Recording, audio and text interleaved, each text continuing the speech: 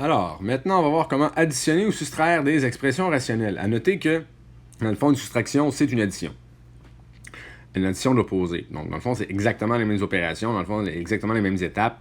La seule différence, c'est qu'il y en a un qu'on va enlever l'expression de gauche, l'autre, on va l'ajouter. Mais en tant que tel, il n'y a pas de procédure différente dans les deux cas. C'est pour ça qu'on va faire les deux en même temps.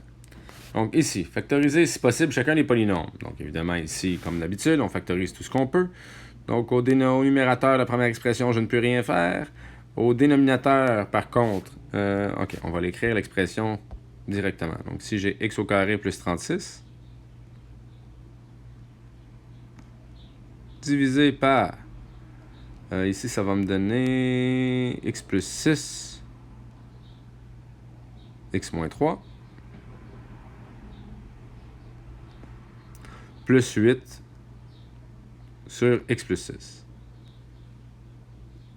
Maintenant, encore une fois, on va aller poser nos restrictions sur les dénominateurs. Donc, je vais avoir deux restrictions ici, parce que j'ai x plus 6 à deux reprises. Donc, x plus 6 ne peut pas être égal à 0, ce qui implique que x ne pourra pas être égal à moins 6. Et je vais avoir également que x moins 3 ne peut pas être égal à 0, qui implique que x ne peut pas être égal à 3. Donc, autrement dit, x ne peut pas appartenir à l'ensemble, moins 6, 3. Déterminer un dénominateur commun. Donc, autrement dit, ici, là, je regarde mon expression de gauche et l'expression de droite. Je vous rappelle que pour additionner des fractions, il faut tout le temps les mettre sur le même dénominateur. Donc, que mes fractions soient avec des nombres entiers ou avec des expressions rationnelles ou avec des expressions algébriques, ça ne changera absolument rien. Il faut additionner des fractions qui ont le même dénominateur. Donc, ici, je regarde l'expression de gauche, l'expression de droite, et je remarque qu'il me manque un x-3 à droite. Je vais donc multiplier par x-3 ma fraction de droite. Je vais donc avoir x à la 2 plus 36,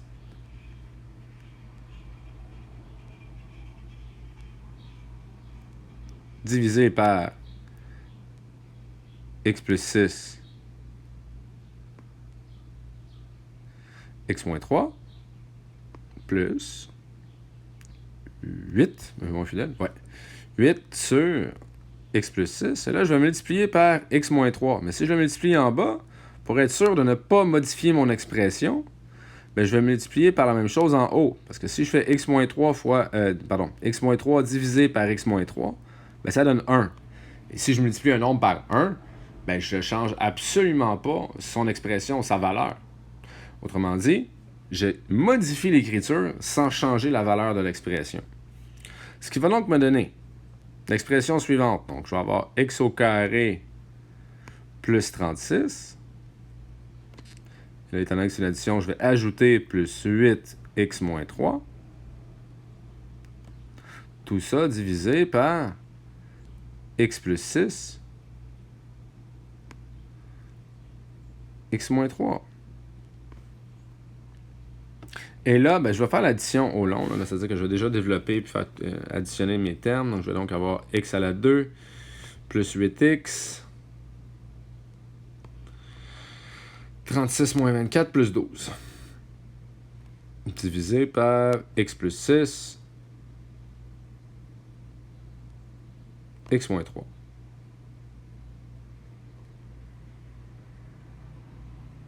Et là, par contre, une fois qu'on a additionné, il faut aller s'assurer qu'on ne peut pas refactoriser. Parce qu'il se peut très bien qu'une fois qu'on a additionné, qu'il y a des termes qui soient en commun en haut et en bas, au numérateur et au dénominateur. Donc ici, l'expression x à la 2 plus 8x plus 12, elle se factorise comme étant x plus 6 fois x plus 2.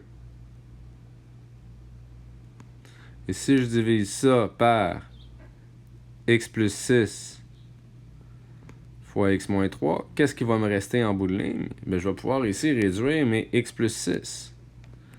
Donc, il va me rester comme réponse finale.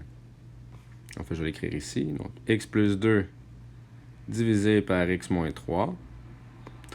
Toujours sans oublier les restrictions, donc où x ne peut pas appartenir à l'ensemble. C'était moins 6, 3.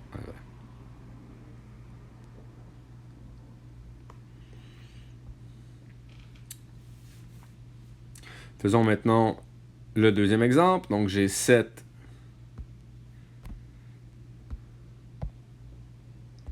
divisé par x moins 8, moins x plus 2 sur x à la 2 moins 5x moins 24. Donc, je vais commencer par factoriser le numérateur. Donc, ici, je vais avoir 7 sur x moins 8, moins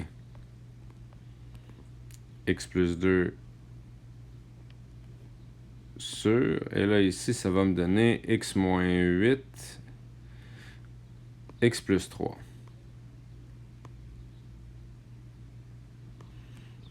Et là, évidemment, je vais avoir 7 que je vais multiplier par x plus 3 autant au numérateur qu'au dénominateur.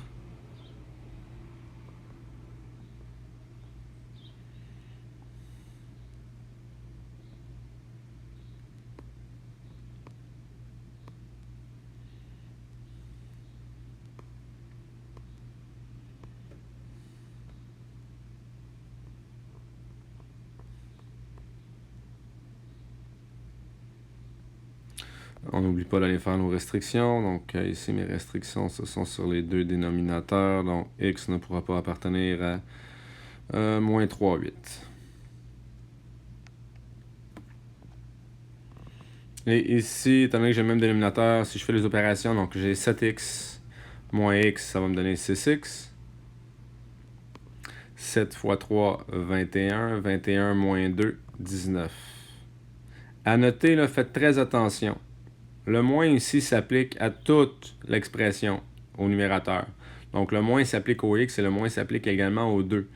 Beaucoup d'entre vous qui oubliez souvent de faire le moins 2 vont juste faire le plus 2 étant donné que c'est le signe qui est immédiatement à côté.